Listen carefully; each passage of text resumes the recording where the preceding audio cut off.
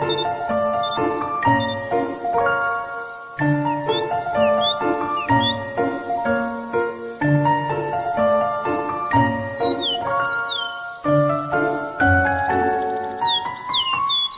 ายดีเนาะตอนนี้เรากำลังจะอยู่ป่าอเมซอนเนาะตัวนี้ค่อยคิดว่าการเดินป่านี่เราจะย่านหลายเนาะเพราะว่าเรื่องก็คือย่านงูย่านจระเข้ย่านไดโนเสาร์เนาะที่เราจะอยู่กลางป่าอเมซอนคิดว่าค่อยเอาตัวรอดอยู่กลางป่าแน่นอนเนาะเมียนเลยเอาตัวรอดอยู่กลางป่ามากับเสือน้อยเนาะที่เอากันหมูน้อยข้างหลังไปอ้อยเงี้ยเนาะ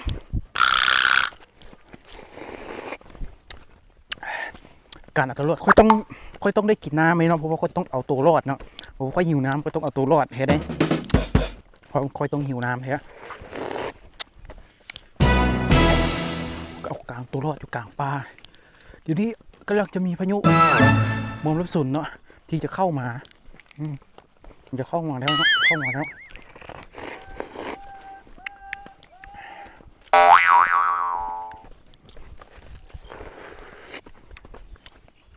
เห็นแล้วเดี๋ยวนี้เรากำลังอยู่กับบรรยากาศที่มันรวมเราอันตรายที่สุดอันตรายหลายๆเนาะเพราะว่าเป็นอย่างเนาะเรากำลังยุ่งยากหลายตัวนี้ในป่าก็คือมีจนให้เลยคนผู้บางดีมีนำก้นออกมาเนาะก็ลงระเวงซ้ายระเวงกัวอยู่เนาะรู้ว่าจะเจออย่างขึ้นในกลางป่าเนาะคืออาจจะเจองูอาจจะเจอแง่ก็อาจจะเจออย่างตอนเราต้องเตรียมมาเนาะนี่ก็ที่สำคัญกว่าเนาะก็เตรียมน้ำไม่กินเนาะน้ำแข็งเนาะเพราะว่าไปห้อนเนี่ยมันก็จะละลายเนาะเนี่ยมันจะละลายเดี๋ยวไปเนาะ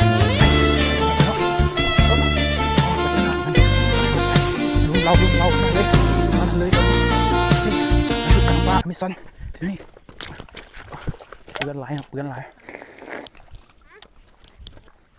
แรงน้ำเลยเนาะแรงน้ำที่ตะวันเทาเจอแรงน้ำเลยเนาะเจอแรงน้ำแล้ว